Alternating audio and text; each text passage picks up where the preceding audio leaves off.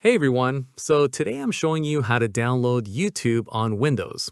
If you want the official YouTube app on your PC instead of using the browser, this is super easy. Let's get started. All right, first thing, open the Microsoft Store on your Windows PC.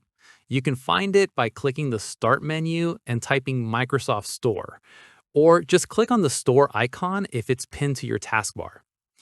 Now, once the Microsoft Store opens, look at the top and you'll see a search bar. Click on it and type YouTube. Okay, you'll see the official YouTube app appear in the search results. Tap on it. Now click the Get or Install button. The app will start downloading and installing automatically.